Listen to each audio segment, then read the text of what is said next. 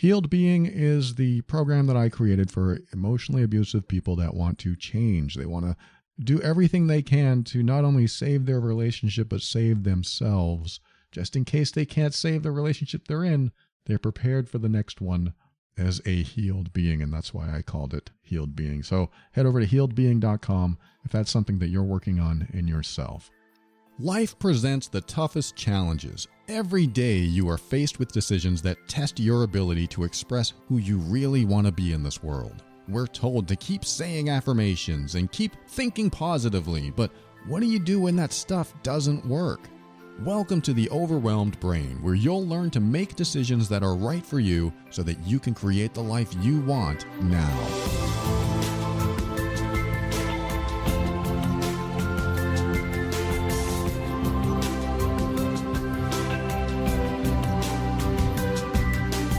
Hello, this is Paul Coliani, and I want to help you learn the skills you need to deal with life's challenges using emotional intelligence and critical thinking without compromising who you are. This show consists of my personal opinions and is meant for informational purposes only. Always seek a professional for your mental health and well-being. So, somebody other than me. Over the years, this show has become a question and answer show. You ask the questions. I give you my thoughts. Some people like what I have to say and they keep listening. I hope that's you. And others miss out on my infinite wisdom. And that's a joke. I say that because though I feel wiser than I did in my 40s and exponentially wiser than I did any time before my 40s, I can't imagine ever obtaining, quote, infinite wisdom. Now, it's just a saying, of course. It's sarcasm. Please enlighten us with your infinite wisdom. That's what you tell someone when you don't think they're that smart. So I may not be infinitely wise, nor probably that smart in general, but I'm going to predict that, and I'm going to go off on a tangent here for a moment, that with the AI revolution happening as we speak, that we as individuals connecting at a personal level, I believe will win the AI wars. I'm not talking about sci-fi where AI takes over the robots and kills us all. I'm talking about how AI is taking over the internet, basically. And we're not going to win the marketing wars. AI is going to take over marketing. AI is going to take over a lot of this stuff. That's my belief, with human help, of course. I'm not talking about replacing jobs, but that's already happening. But it's going to, AI is going to help us figure out the most complex problems, even the most mundane problems. It's going to assist us in everyday life. And this is a good thing. In my opinion, this is a good thing. Some people will say, no, this is a bad thing. It's a good thing in many aspects of life. Solving problems, that would be great. So here's the downside, and this is just a minor opinion from a minor person in the world as we see it today. I think that we're going to see so many AI-generated articles. We're going to see so many AI images and videos and even podcasts that we're going to miss the human connection we once had. I already watch videos online with computer voices, and though I can listen to them and they're believable and tolerable, they have no human nuance. And I believe without the human nuance, we're going to move toward a larger disconnect than we already have. The internet was supposed to bring us all closer, Facebook and Twitter and all these other social media platforms and the old discussion boards. It was supposed to bring us closer because it's connecting people that weren't able to connect before. So I think in a way it has brought us closer, and we've met new people. Look at online dating. We've met a lot of new people, but at the same time, we don't have to make as much effort to meet new people anymore, and we're not getting that human touch, that human presence in our field, in our space, like having somebody in the room. We can feel them more. We can connect with them more. And so what does this have to do with anything? I said this a week or two ago. I said that I'm here to connect with you. I feel like that when I get on this microphone at my desk in my home office, I am talking to you. In fact, when I first started, not first started the show, but very early on, I realized that when I talk to the microphone, I'm actually talking to you. I'm actually trying to connect with you as if we were sitting down enjoying a conversation with each other. That's my personal goal when I make this show. I want to connect with you at the personal level. So I have to imagine that you're here. Just like you have to imagine that I'm there. I mean, if you do the same visualization that I do, I'm there talking to you now. And that's my way of trying to keep a connection, even though we may never meet personally. Maybe we will, maybe we won't, but at least we have this. At least we have what we can get. We have what we can get. And I don't like the idea of giving what we can get up so that AI can take over. That would be like me letting AI write the show and talk for me, which is possible. I can absolutely do it. And it'll sound just like me. But you'll notice the nuance. I mean, I actually do use AI in different areas of my life, and that's very helpful. But I never want to lose the connection. I'm always trying to keep a personal connection. I think personal connections are important, even for an introvert like me or an introvert like you, if you are one. Extroverts usually have no problem. They have no problem keeping connections. Introverts, however, this is what happens, is that we don't really want to connect all the time. Some of us don't even care if we meet other people. That means sometimes I really don't care if I meet someone else. I mean, not you. I mean, strangers in general that don't know of me, don't really care about me. If they knew of me, it doesn't matter. They just see me on the street and they don't want to really get to know me, just like I feel the same way. We have neighbors in our neighborhood that we've been here for years. We know their names. We have talked to them a few times, but we never call each other. We never meet up and do a barbecue. Everyone has their own lives, and it seems like this is part of the disconnect that I've seen in the world, is that we all go off and do our own thing in life. And this is what happens. As soon as I left the nest, as soon as I left home, I went off and did my own thing. I moved 1,000 miles away from home, and ever since I've lived at least 1,000 miles from my home state for as long as I have been around, since I've left. And since then, I go home and visit, and I've lost a lot of the family connection that I have or had. And because I don't connect with them a lot, I'm not around, not in that area, it's been difficult to keep up communication with them. And I've never been good at keeping up communication anyway. I'm not making this all about me, but I think from an introvert's perspective, it can be helpful to understand your limitations. It's helpful to understand where you limit yourself to create the environment that you're in, to create your own mood, to create how you feel, your own emotional state, how you think. Because there are times that I haven't connected with friends or family, and I feel that need to connect, and I realize I haven't made the effort to do so. If you don't make the effort, it's not going to happen. This is like the law of attraction, right? We've all heard about that. I don't necessarily follow it, at least the way it's taught, and mostly I don't follow it. And I think that what happens is that people think that if they just intend, that it will happen. If I intend to have a partner in this life, it'll happen. But if you don't leave your house, it's probably not going to happen. Yes, you can go online and meet someone, but you still have to leave your house, or they have to come over, which is a little odd. Somebody comes over your house for a first date. No, it's good to go out and connect with somebody like that. But I think it's important to remember that we do create the thoughts, feelings, and emotions that we end up with when we keep to ourselves, when we choose not to connect. And then we later on wonder why life isn't as enjoyable as it could be because we miss the human connection. And it's not always easy. Not always easy to make friends. It's not, I mean, it's harder to make romantic partners, at least good ones.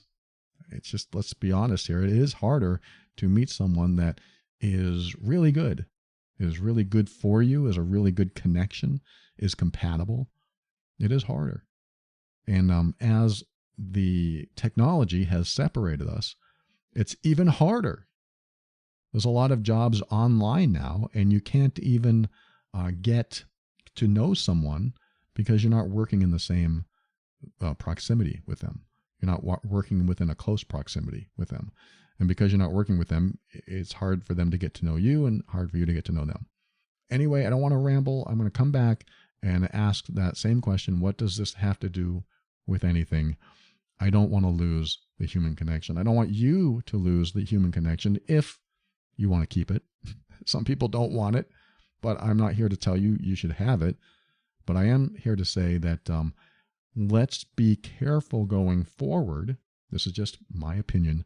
Let's be careful going forward and make sure that technology doesn't replace people. Technology doesn't replace the connection that we want. And you can feel it. I mean, you can tell that something's changing in your life. Just today, I went out to lunch by myself because my girlfriend, she went to a party to celebrate someone's birthday, I think. And I was alone, but somebody came along. They were driving this pickup truck and they were hauling a nice RV, or not RV, a trailer, or a camper trailer.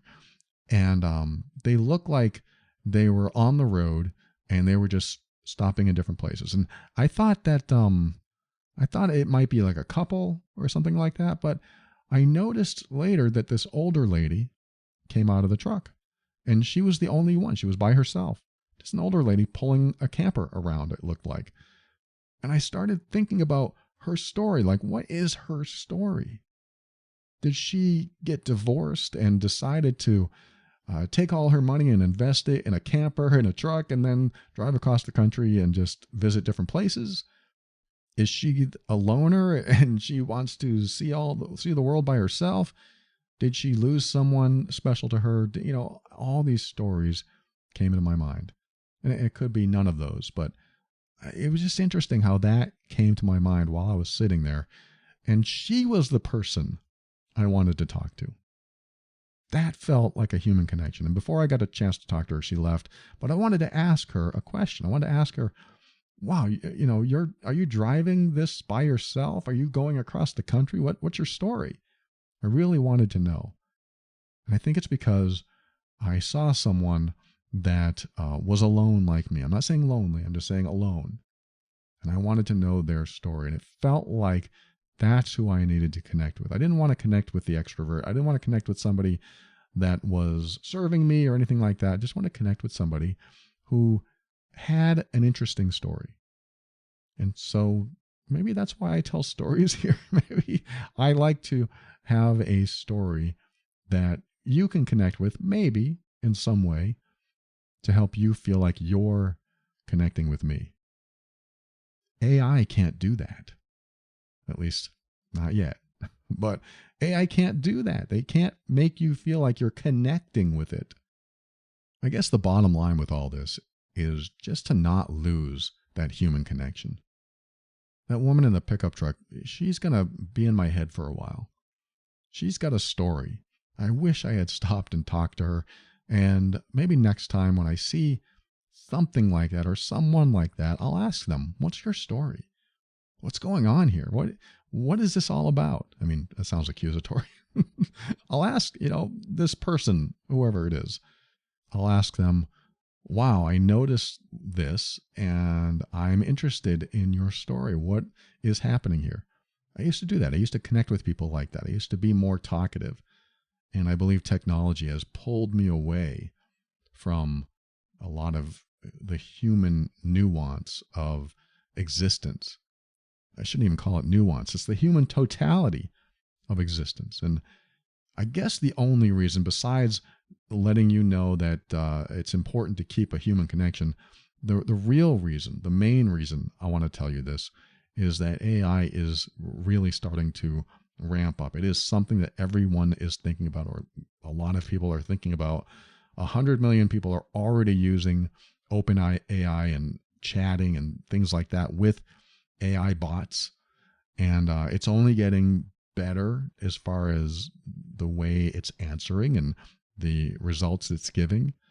But I don't want us to go down a road, and this is, again, my personal opinion. I'm not saying that you have to adopt this, but I don't want to go down a road. I don't want humanity to go down a road where AI is our new best friend. And it can be helpful for lonely people. I definitely get that. I have used AI to talk about weird things just to find out what it says, but I never really used it for an emotional connection. But someday that's going to happen. Some people are already doing it. Some people are already using AI for an emotional connection. And I don't know. I just think that we have to be careful, because as we go forward, if we're making friends with our things instead of people, then what ends up happening is that we set ourselves up for something missing in our future. You ever have that feeling that something's missing in your life? I remember my girlfriend and I coming home from being with friends. We were out with two of our best friends. And when we came home, we just felt so fulfilled. And I told her, I told my girlfriend, I said, I'm so glad we went tonight. We were debating on going or not. I said, we could have stayed home and worked on the yard. And what if the world exploded tomorrow and we didn't go out with our friends, but we were working on that stupid yard? I mean, we like our yard. We're trying to make it better. But what if that's what we did? What if we decided that instead of this unique opportunity to hang out with friends and connect and laugh, that we instead worked on the yard? She said, I agree. I said, we can't do that all the time. We got to work on the yard sometimes. But how many times does this opportunity to hang out with these people who have their own life, just like every one of my family, every one of my friends, every one of her friends, we all have our own lives and our own schedules. And so when the schedule opens up where we can be together, what a great way to look at it. I mean, if the world's not here tomorrow, I'm glad I spent the night with friends. And I know people are listening right now thinking, I wish I had friends. I hear you. I mean, I've been in Georgia for, 8 years now? 9 years? And I've had a couple friends here and there, but nothing really ever sticks. I don't find people in my age range with the same interests. And, I believe I have the capability to have a lot of friends, but I'm so damn picky. I'm so picky with my friends. I really need a certain type of person to be that close. And maybe that's just a flaw in me, or a design feature. Maybe it's something that I am programmed with from birth, and I just am picky. I think it has to do with me wanting to be alone for my entire childhood, and growing up more introverted and definitely not extroverted, and just feeling good being on my own. But then when I created this podcast, it was so great to connect with others, because as soon as I started putting my voice out there, people started reaching out to me. And that felt good. It felt like maybe it's a control issue. People reached out to me and said, hey, I have this issue. Can you help me with it? It felt good. It felt good to be needed in some way, or at least asked for.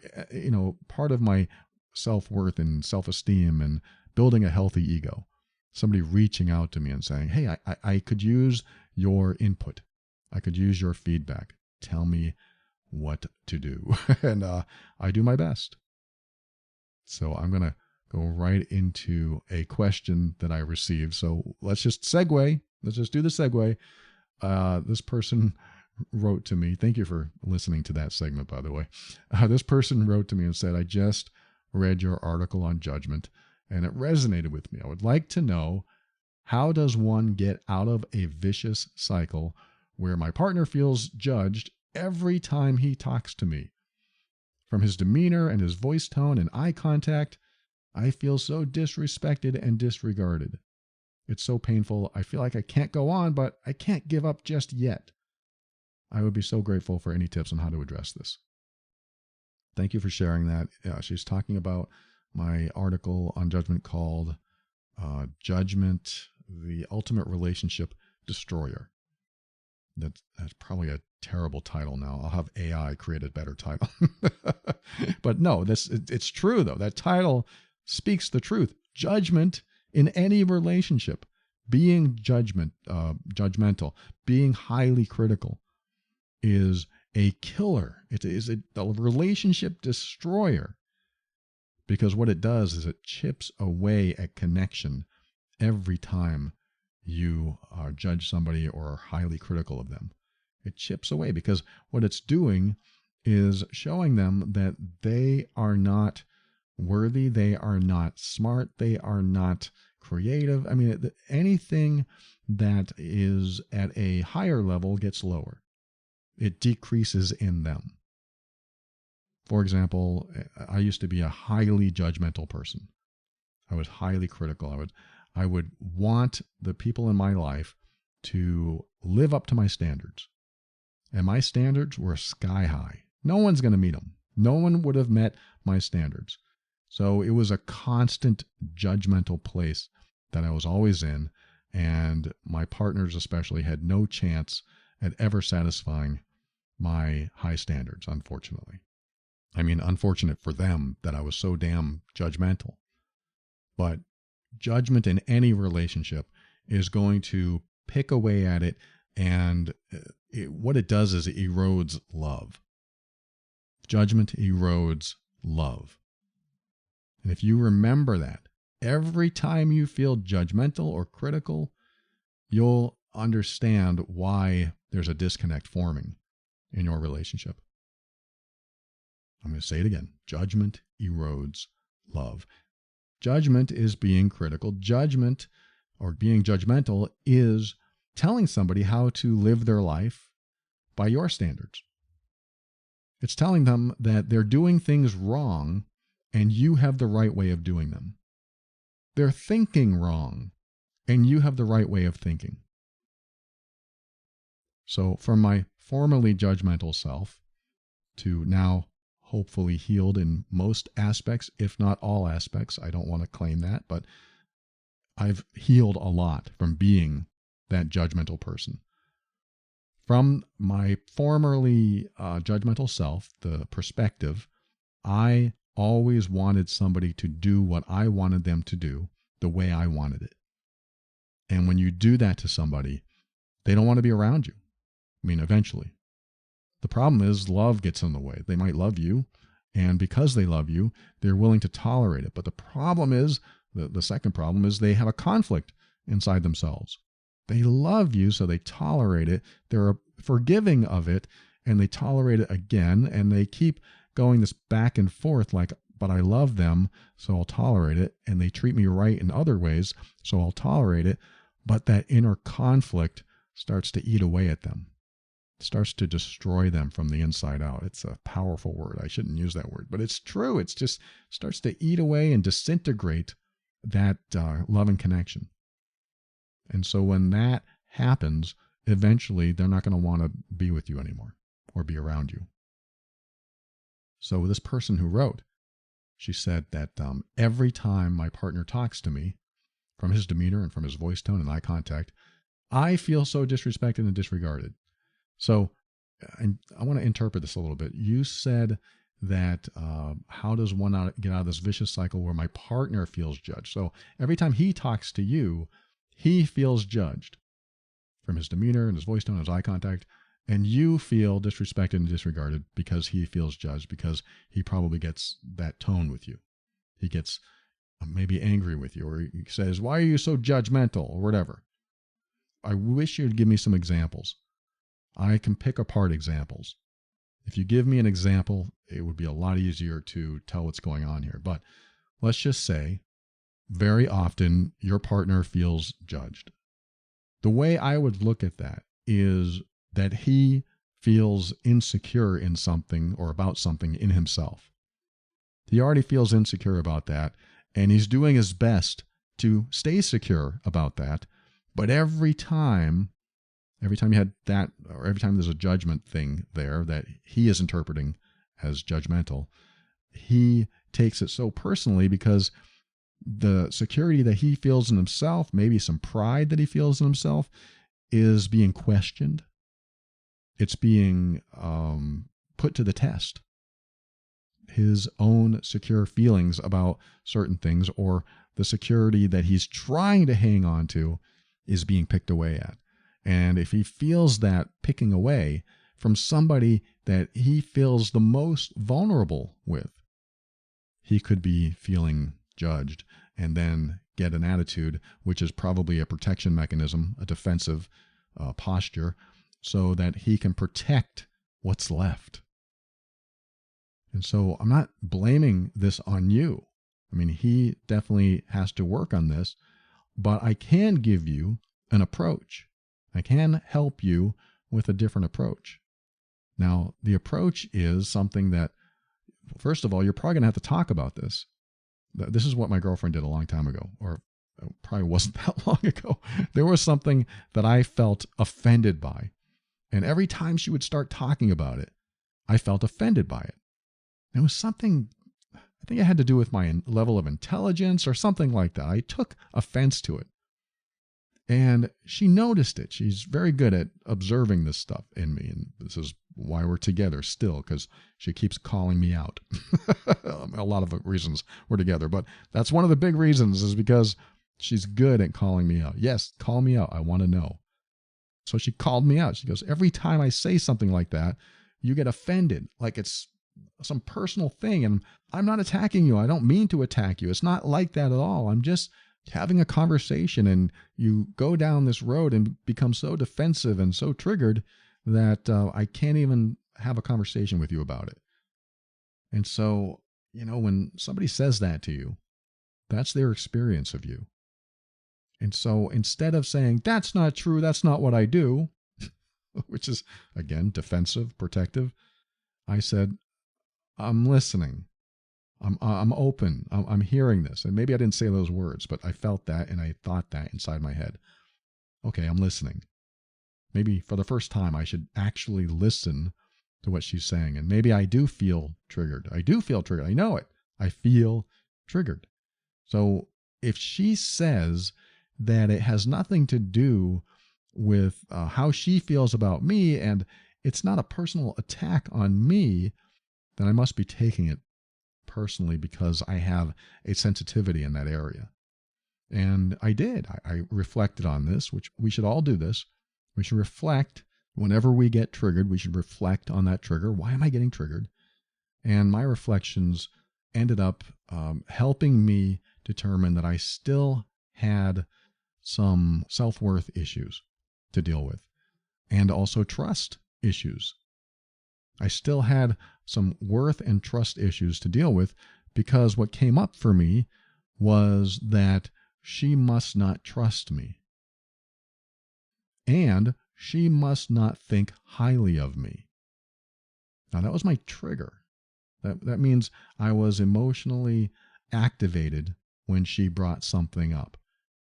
Okay, so she doesn't trust me, and she doesn't see me as intelligent, or she thinks that I am an idiot or something like that. So there's an old program in there. So I had to reflect on it and realize, okay, my worth is being hit and my trust is taking a hit as well. And what I mean is I don't feel trusted and I don't feel worthy. So what I had to do is challenge myself. And I think this is a very important step for anyone that ever feels triggered. Challenge yourself. And what I mean by that is, do you feel that way all the time? Do you feel like they're being that critical and judgmental of you all the time? Or is it only at certain times, and that's when you're really triggered, and the rest of the time you're not? What I mean by that is, let's just say that I feel trusted 98% of the time, but that 2% is what I'm reacting to. I feel trusted all the time except for that 2%, meaning she trusts me. She has told me she trusts me. I am probably the most trustworthy person in her life, according to her. And so I have this already established. The trust is already established. So why would I suddenly become triggered by something and think that she doesn't trust me? That's an old program. How about self-worth? She has said so many wonderful things to me and has told me how important I am in her life in so many ways. So when I feel triggered and it has to do with self-worth, why would I discount the rest of the time together and all that stuff she's told me about and how I feel about her and how she feels about me the rest of the time, and only base my response on the 2% of the time that I'm getting triggered right now? Like, why am I making this an issue? Because trust and self-worth have already been covered 98% of the time. I don't have to worry that she doesn't trust me. I don't have to worry that she doesn't see me as worthy. I'm just getting triggered in this moment. And so if the rest of the time is okay and it's not a continuous, pervasive thing, then it just must be an old program in me. And if it's an old program in me, then it's my problem and I have to deal with it. It's my challenge and I have to deal with it and I have to heal from it. And so I now have to look at her, and when she says something like, you need to deal with this, you always get defensive. It must be true. And so that's what I take it as. I take it as truth, because 98% of the time it's not like that. So this small percentage, she's interpreting something that's happening inside of me, and she's probably interpreting it correctly. At least in this case, I know she is. She's interpreting what's happening inside of me correctly, because 98% of the time, she doesn't see that in me. She doesn't see how she doesn't see that kind of behavior in me. So this is definitely something she notices because it's out of the ordinary. So that's one way to look at a trigger, is that you have it only a tiny percentage of the time, which makes it something that maybe you need to deal with inside yourself. Because if the rest of the time they aren't doing anything intentionally harmful or trying to hurt your feelings or make you feel guilty or whatever it is, if they're not doing it the rest of the time, then it might be something inside you that you need to address and have nothing to do with them. Especially if they tell you, why are you doing this? Why are you behaving so oddly or badly? Or why are you so angry or defensive? If that doesn't happen all the time and it's just a small percentage of the time, that's something to reflect upon. Now, on the flip side, we have somebody here that says, my partner feels judged like all the time. And when he feels judged, he is disrespectful toward me and he disregards me, and it's painful. It's painful to go through. So I told her, and I'm going to tell you, one way to, or two ways to think about this and approach it. And one of them is to just have a normal conversation. Every time we have this conversation, or many times when we have a conversation like this, you feel judged. And so I would like to talk about that. Or I want to let you know that I'm not saying this to be judgmental, but you feel judged and I want to get past this. So how can we get past this? How can we have a conversation where you don't feel judged?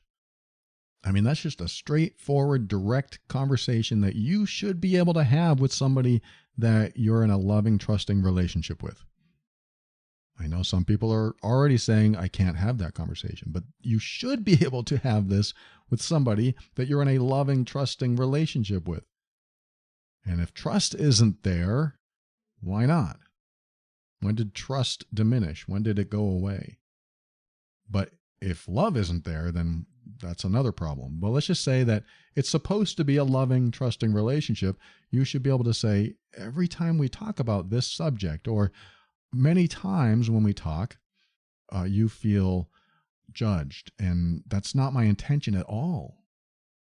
Now, I would go even further than that and say, when I brought up this particular subject, because you want to be specific so that you can actually put something on the table and talk about it. When I brought up this specific topic, you felt very judged, and I never want to come across that way. I'm not trying to be that way, so I want to find out where the breakdown is so I don't mess up again. Now, you may not think you're messing up, which is fine. I'm just trying to find an easy way to step into a conversation about judgment when somebody feels judged, what do? You want to kind of go in the opposite direction of putting any type of judgment on there. So the opposite direction might be taking responsibility for your role in what's happening. So you play a role, and you may not be judgmental or critical at all, but they're taking it that way. So how do we come across as opposite of that? And the opposite might be just saying, I know there's something I do or something that I say that makes you feel judged, and I don't want that to happen. I actually want to talk to you without messing that up. So yeah, there's a little bit of taking the blame. And I'm not saying that you should do this or have to do this. I'm just saying that sometimes people are set in their ways. Like, I'm always going to feel judged every time you talk about this subject. Okay, so how do we approach that subject without them feeling judged? We might have to go in a different direction with it. And we might have to put that softener in. And that softener, softens the impact of what we're going to talk about. You always tell me, or you tell me a lot, that you feel judged when we talk about this. So I want to fix that in myself. Again, you don't have to say this. You can be honest, saying, look, you always feel judged, and I'm not judging you. What's your problem? You can try that. You can try that and see if it works. I'm a fan of the softeners. The softener might be taking responsibility, at least for your role. I'm not saying that you have to take the blame and it's your fault. You just take responsibility for your role, for how you show up, how you respond, how you talk. And what that does is help lower their defenses. So this will help you get through someone's defenses so that you can have a conversation. Because how you're approaching it now is triggering them in some way. And so how do we avoid that trigger? How do we bypass that trigger? We have to approach it a different way. And this is something that just helps you. It's a communication tool. It helps you communicate. Because if you're trying to communicate in the way you normally communicate, and let's just say that you communicate normally with everyone else in the world, but this person takes it as a judgment, then approaching this person differently makes sense. Again, you don't have to do this. You can be yourself. You can honor yourself. You can say, I don't have to change for that person. I'm going to be the person I am, and they can take it or leave it. I'm all about that. I'm okay with that.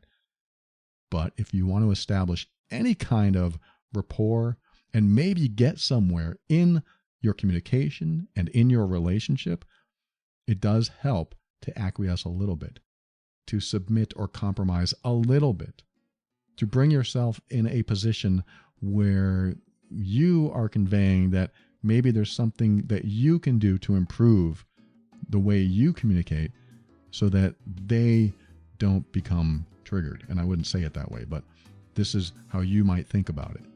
What can I do to improve how I communicate?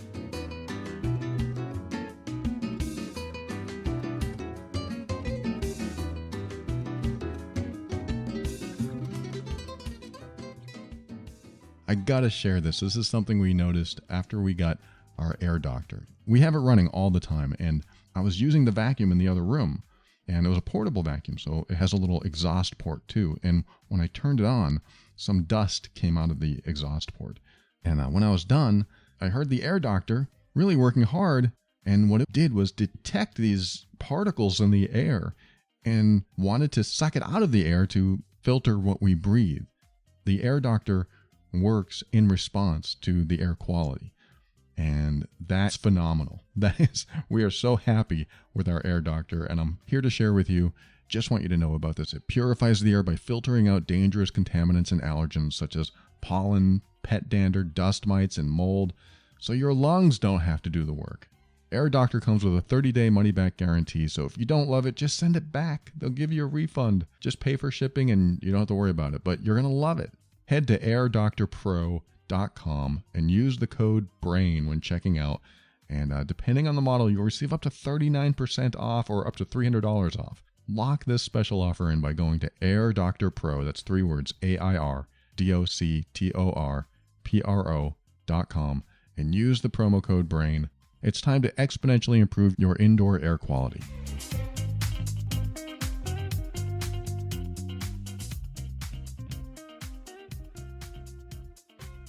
I remember my girlfriend said that she used to work with people that had really big egos.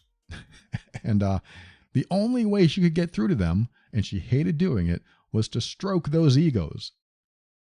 Thank you so much for that report. It was so well done. She hated it. But she said she got so much more work done when she had to deal with those kind of people. And now she can pull that out when she needs it. She doesn't really feel diminished by it anymore. She realized that it's just a tool. She's using it as a tool to get her job done. She doesn't like giving the big ego people more ego. She doesn't like stroking their egos. But at the same time, she realizes that some people, they do have low self-worth, and they actually benefit from the ego stroke, at least in her line of work, so she can get the job done. But of course, emotionally, stroking someone's ego doesn't really help them heal. But she's not there to help them heal. She's not there to help them psychologically. That's their issue. What she's there is get her job done. So she told me that she hated doing it, but she learned that that's how to get the job done sometimes, is to stroke certain people's egos so she could get it done. Again, I am all for being yourself and saying, you know what, TS, tough stuff. If you don't like the way I am, but this is who I am, take it or leave it. I'm all about that. And I will say that on every other episode. But sometimes you do have to take a step back and look at your own communication skill if you want to have a relationship with this person, and maybe do something different. Now, your communication skills may not be in question. It's just sometimes you have to use different tools. Sometimes you have to change how you communicate, because when you do, now you can relate to them at a different level. So I like the first step, which is approaching it directly. Sometimes I say things that will trigger you, and I need to work on that. So I'm taking responsibility. And what that often does is lower someone's defenses enough so that they'll take responsibility for their style of communicating or their method of communicating as well. Doesn't always, because some people's egos they're very fragile, and they don't want to feel crushed. They don't want to feel that emotional pain that comes with an ego crush. But usually, if you admit something about yourself that you need to work on, it opens the door for somebody else to do the same thing. So that's my first approach. That's the first step. Another step, that's not really a first step, it's a step, but another step toward handling somebody like that who really feels like they're being judged all the time is something that I like to put as emotional objection handling. Like, if you know someone's going to object, how can you approach this where they don't feel like they're being judged? So an emotional objection handling process is to bring up what you believe they'll feel by what you're about to say. And what I mean by that is, let's just say that you are going to say something to them that they'll feel judged by you when you say it. I think you can approach it by mentioning the fact that you're going to say something, but you don't want them to take it personally. And maybe that's not the right wording, but let me think about this for a second. But let's just say that that when you bring up money, oh, you spent how much on that? We're watching our bills. That might feel judgmental to someone. Like, oh, you don't trust me? They might think that. You don't trust me with money. And they might have some trigger inside of them from a long time ago that has to do with money or trust or whatever it is. So using the example of money, let's just say money is the problem in the relationship or one of the problems, you can say, or you can ask the question, I don't want you to be upset, but can I ask you a question about this money issue? Now, that may not be the exact wording, but what I'm doing is I am acknowledging that there will be upset, but because I am letting them know that I believe they'll be upset, they're less likely to be upset. You're squashing the objection ahead of time. Doesn't always work, but it can work, because what they do is they become self-conscious about getting called out about the thought or emotion they're going to have. This is something I talked about recently in the Healed Being program with somebody. I said, when you mention a thought or a feeling that you believe they'll have, and then you have a conversation about it, the thought or feeling that they would have had was already called out. And so what ends up happening is that they might have a different thought or feeling because you already called it out. It's almost like they're going to use that thought or feeling against you. And because you called it out, it's like you know what's happening inside their head already. And so you're cutting it off at the pass. It's hard to explain, and I know there's a term for this. I can't think of it now, but it is a psychological phenomenon that happens, that when you handle the objection that they're going to have ahead of time, they're less likely to have it. The example I often use is that you're at a car dealership and you're worried about money. And because you're worried about money, you're hesitant to talk to a salesperson because you don't want to really get into that area with the money, and you're not really going to go forward with a car purchase today because you're worried about money. And so what they end up doing, they know that most people have concerns about money. And so they might say something like, I know you're probably worried about the price. I know you're probably worried about how much this is going to cost you. And if they say that, there's almost an immediate relief that can come over a lot of people. Because what they're saying is they know your struggle. And when somebody knows your struggle, you automatically feel a little bit more calm because they relate, and you don't have to hide it anymore. You actually can be vulnerable without being vulnerable because they brought up a fear or a worry or a concern inside you. And because they brought it up, you don't have to bring it up. And so you feel a little bit more peaceful inside. Maybe not always. Maybe this doesn't happen to everyone. But for the most part, if you have a concern about something and they say, hey, I know you have a concern about this, and I want to address that. Let's address that. You suddenly feel a little bit lighter. And this is normally what happens. Not everyone, but normally what happens is that you'll feel a little bit more at ease. Oh, good, that person understands me. And so this is what I'm saying, the psychological phenomenon that takes place when you bring up the objection beforehand, or bring up the concern, worry, or struggle beforehand, they're less likely to have that concern, worry, or struggle, or at least less likely to use it as a defense or protection mechanism. So even saying, I know what I'm about to say is going to feel judgmental, but I don't want you to think it is, because I'm coming at it from this approach. I'm coming at it from my own fear, my own worry. But it's not a judgment against you, I promise. It could work. That may not work at all, but it could work because you're bringing up their concern. But it also could backfire because they might say, well, why are you saying that? You're saying that I'm always judgmental? That could happen too.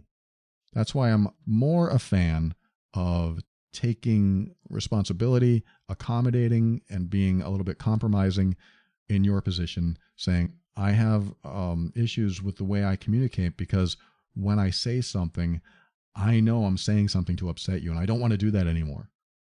And that can be very helpful. But at the same time, if you said, I'm going to say something and I know you'll probably be upset at me for it, something like that.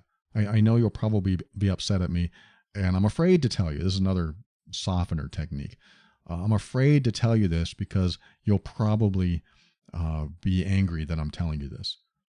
That's another way to handle an emotional objection ahead of time. If you know they'll be angry, if you know they'll be upset, that can be helpful when you communicate your needs, your wants, or whatever. So I'm going to leave you with those words. I'm going to leave you with those thoughts. I think I have actually talked about this in another episode as well. And that episode, let me look it up real quick. That episode's called Disarming People That Disempower You. That's the beauty of recordings. You can pause and come back. Disarming People That Disempower You. Just go to theoverwhelmedbrain.com, look up that episode, and they'll give you more ways to talk about what you need to talk about while handling the emotional objection. I don't think I call it that in that episode, but that's basically what it is.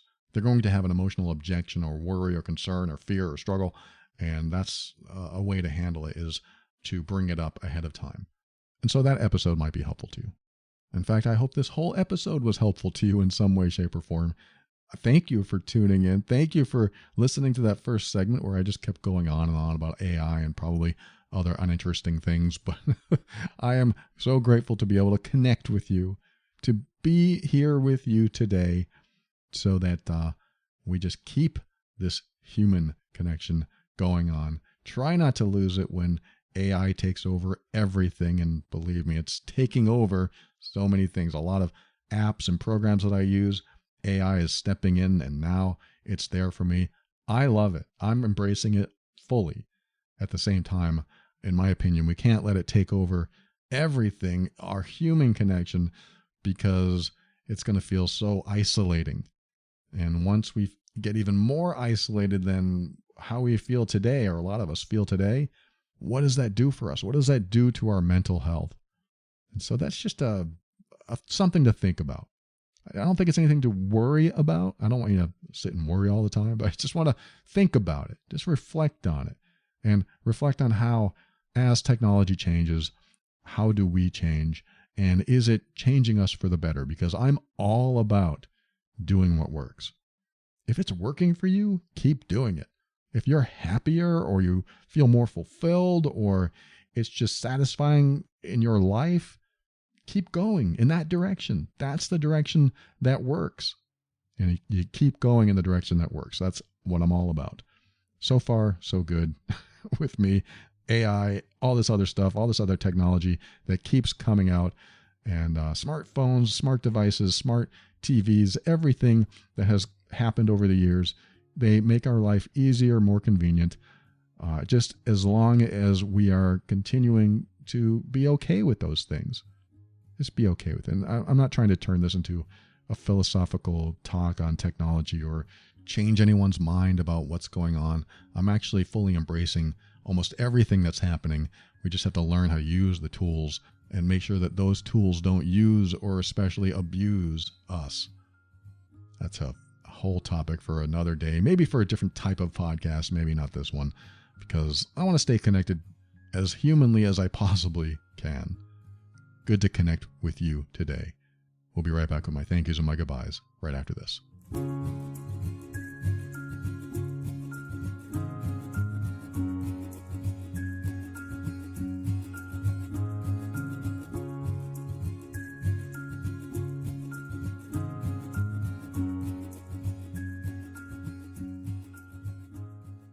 Thank you for listening to another episode of The Overwhelmed Brain. I want to thank the patrons of the week, Kelly, Wanda, Fetsile, Dilek, Victoria. I am so grateful for you. Thank you for your patronage. These are the financial sponsors of the show. They are, well, they're not sponsors. They give their money, and I am so grateful for them. I appreciate all of you. And they found value in the show, so they wanted to give back. And if you find value in the show and you want to give back, head over to moretob.com, and there are options to do that over there. Again, very grateful. Thank you, patrons. I appreciate all of you. And for a show on how to deal with difficult relationships, listen to this one. But I actually have a show called Love and Abuse, and that's over at loveandabuse.com. And that's all about difficult relationships that deal with manipulation, control, emotionally abusive behavior, and it can be very helpful if you are having a hard time navigating the one you're in, if you're in one. That's over at loveandabuse.com. And I also have the program I talked about at the very beginning called Healed Being. If you are the difficult one in the relationship and you want to change that about yourself, and you want to give yourself the best chance at salvaging an existing relationship or making the next relationship as healthy as you could possibly make it, head over to healedbeing.com. And finally, thanks to Kevin MacLeod of Incompetech.com for some of the music transitions in The Overwhelmed Brain. And to end the show, I'm just going to read you a few reviews that I received. Why? Because I want to give these people credit for writing, and it makes me feel good to read the positive ones. I actually read a negative one a couple episodes back, and it's always nice to balance that out with some positive reviews. This person wrote, "I love this man." Thank you. They said, "He has the most original tools for dealing with relationships, heartbreak, and life in general. He's saving my life. He sounds like my dad and Jeff Goldblum had a baby." Okay. I asked my girlfriend what that meant. Did she mean that that's what I look like, that's what I sound like? And she said, no, it probably the way you talk or your intellect or I don't know, because Jeff Goldblum is supposed to be an intellectual guy. And I said, no, it's probably just the way I sound. And so we had a little disagreement there, but it was a pleasant conversation. So thank you for that review, Tarzan729. Another person wrote, I have learned so much from you. Thank you. Your podcast is such an incredible resource for the world. You're amazing. Thank you. That was from IU SPEA student. I am grateful for that review. Thank you so much for taking the time to write that. Another person wrote, great show. I really enjoy listening to this podcast and Paul's insights. Sometimes I fall asleep because it's so relaxing. I finished that sentence. Yes, thank you so much for that. I'm saying yes because I know a lot of people actually listen to the show to fall asleep. And so if anything, if you don't get anything from my show, at least you can fall asleep. How about that? Let's do that. I have an episode coming up on helping you fall asleep. I've talked about it maybe once. And somebody asked for it in the Facebook group over at the Empowerment Group on Facebook. It's called the Overwhelmed Brain Empowerment Group. You're welcome to join. And they asked, when are you going to have an episode that will help me fall asleep? I'm waiting for it. Let's do it. And so I don't know how long it's going to be. Maybe, I don't know. But my goal is to have a completely different episode that helps you fall asleep. I don't know if I'm going to create more than one, but it might be helpful for those who are used to my voice, are comfortable with my voice, feel good when they hear my voice maybe, and feel sleepy when they hear my voice. So I think that'll be helpful for those who want to just find a way to go to sleep. And so hang in there. I'm going to let you know when it's coming out, and I'm going to work on it. I'm going to make it so it's actually effective so you can fall asleep. Anyway, thanks for listening. I'm going to maybe end the show with my final words, which are very short. If you are the judgmental person or critical person in your life, know, I'm going to repeat this, know that you are disintegrating love and connection. And if you are with somebody who is highly judgmental and highly critical, ask them to please back off. Just say, look, you're very judgmental and you're very critical. Could you please at least talk to me and let's have a conversation about this? I feel judged. I feel like you are highly judgmental. Now, this is the person that experienced this today. She said, he feels judged when I talk. Well, let's talk about this. You can have a conversation about this. Hopefully he says, look, when you say this, I feel judged. And then if she says, well, I'm not judging you, and he says, well, it feels like you are, now you can have a conversation about it. Well, I'm not, and this is what I mean. Do you still feel judged when I say this? Now, I didn't mention this earlier, but some people will feel judged to get away with things. Hopefully this isn't the case, but some people will feel like they can get away with something that they did or they're doing by telling you that you're too judgmental, or especially you're too sensitive. In fact, I have an episode at loveandabuse.com called the You're Too Sensitive Game. And it is a game that some people play. Some people will say, you're too sensitive, so that they can continue being insensitive, so that they can continue abusing or hurting you, emotionally abusive and all that. If you are with somebody who's always invalidating your experience and telling you that you're overreacting all the time, then this may be happening.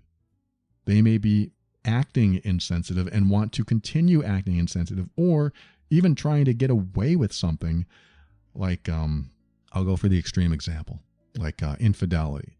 The extreme example is infidelity, where one partner says, were you talking to that person again? And the other person says, you always ask me about that. You're always blaming me. Why do you always blame me? Like you're always suspicious. They didn't say no or yes, but they might. They might say, of course not, but you're always blaming me and you're always suspicious. It's kind of an orange flag when somebody is that defensive. Like if my girlfriend said, were you talking to her again? Which would be an unusual conversation for us, but let's just say she asked that. If I was, I would say yes. Yes, I was. But I have nothing to hide. If I had something to hide, and I was that kind of person, I would say, yes, but what's your problem? Why do you have such a problem with it? Why are you giving me so much grief about this? I'm starting to wonder if all you want to do is give me a hard time. It's like you can't handle me having friends. I'm going to keep pointing the finger at her so that she looks at herself and she's focused on herself. I want her to figure out that she has something wrong with her because she keeps blaming me, just so I can get away with that behavior.